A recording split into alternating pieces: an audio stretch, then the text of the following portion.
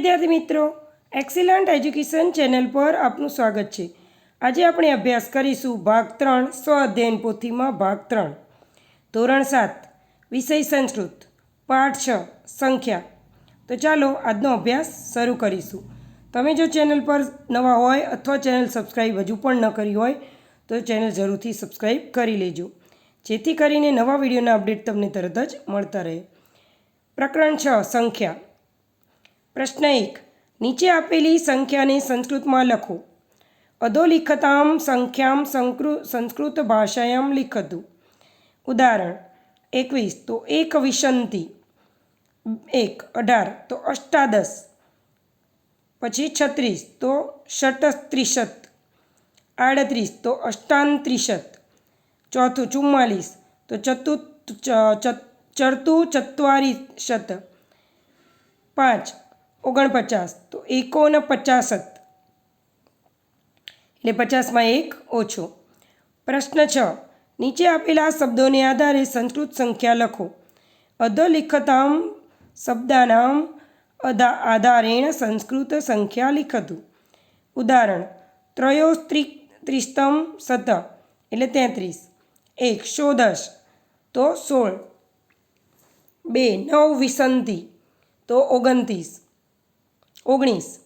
3 त्रिशंत तो 30, 4 एक चत्वारिशत तो 41, 40 ने 41, 5 पचाशत तो 50। प्रश्न 3 नीचे आपेल संख्या ने चढ़ता क्रम में लखो। अधोदत्तानी आरोह क्रमेण लिखतु। तो पहलू आवशे चत्वारी एटले 14, 2 षट, 3 एकोदेश, 4 सप्तदश, 5 विशंति, 6 एक विशंति, 7 चतुर्विशंति, 8 एक त्रिशंति એટલે 31, 9 त्रिचत्वारिशति અને 10 अष्टचत्वारिशत। प्रश्न 4 योग्य विकल्प पसंद करी खाली जग्या पूरो। योग्य विकल्पना रिक्त स्थाने पूरयतु। उदाहरण पांडवा पंच संति पांडवों 5 होय छे। 1 23 रुपया काणी प्लस 27 रुपया काणी तो 50 रुपया काणी भवन्ति। 2 एकम एकादश एक विशंत एक त्रिशंत एक चत्वारिशंत એટલે 1 11 21 31 અને 41। 3 शिवस्य नेत्राणी खाली जग्या संधि त्रीणी तो 3 शिवजी ने 3 नेत्र होय छे। 4 सप्तशूलाना पादान अष्टाम विशंति सन्ति। 5 पेटिकाया पश्च फलानि सन्ति तयि पश्च पेटिकासु पश्च विशंति फलानि भवति। प्रश्न 5 जोड़का जोड़ो योग्य क्रमेण संख्या योजयतु। अहींया पहलू छे 13 तो 13 में आवशे त्रयोदश, पछी 31 तो एमां आवशे 39 तगड़े नवड़े 39 तो एमां आवशे 9 त्रिशत એટલે 30 ने 9, पछी छे 26 तो एमां आवशे 7 विशंत 16 विशंत, पछी 47 तो एमां आवशे सप्तचत्वारिशत એટલે 40 + 7 47 અને પાંચમું છે 43 એમાં આવશે ત્રિચત્વારિશત એટલે 40 ને 3 43। તો આ રીતે સંસ્કૃતમાં ગણતરી લખવામાં આવે છે। પ્રશ્ન 6 ગણતરી કરી ઉદાહરણ મુજબ ઉદાહરણ લખો। ઉદાહરણ અનુસાર ગણમ કરો તું। ઉદાહરણ શોષ પ્લસ વિશંત તો 36, 7 ત્રિશત, 1 त्रीणी प्लस 10 तो त्रयोदश एने कहेवाय 13। 2 विशति प्लस त्रिशत तो 50 एटले 50। 3 7 + 7 + 7 तो अष्टादश एटले एने कहेवाय 18। 4 नवदश प्लस एकादश એટલે 21 અને 9 તો થશે 30 એટલે ત્રિશંત। 5 ચત્વારી પ્લસ અષ્ટ એટલે થશે દ્રાદશ 12 8 ને 4 તો 12 અહીંયા ગણિતની ગણતરી કરી અને તમારે કરવાનું આવે છે। પ્રશ્ન 7 નીચે આપેલા પ્રશ્નોના ઉત્તર સંસ્કૃત ભાષામાં લખો। પ્રશ્નાનામ ઉત્તરાણી સંસ્કૃત ભાષાયામ લિખતું।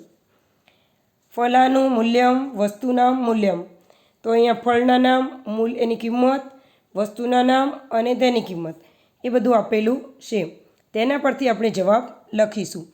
1 પંચ આમ્રફલામ મૂલ્યમ કતિ રૂપકાણી તો પંચ આમ્રફલામ મૂલ્યમ 26 રૂપકાણી।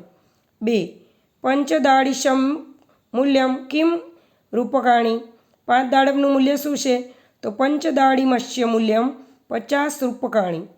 3 ઉપનેત્રસ્ય મૂલ્યમ કતિ રૂપકાણી તો જવાબ ઉપનેત્રસ્ય મૂલ્યમ 42 રૂપકાણી।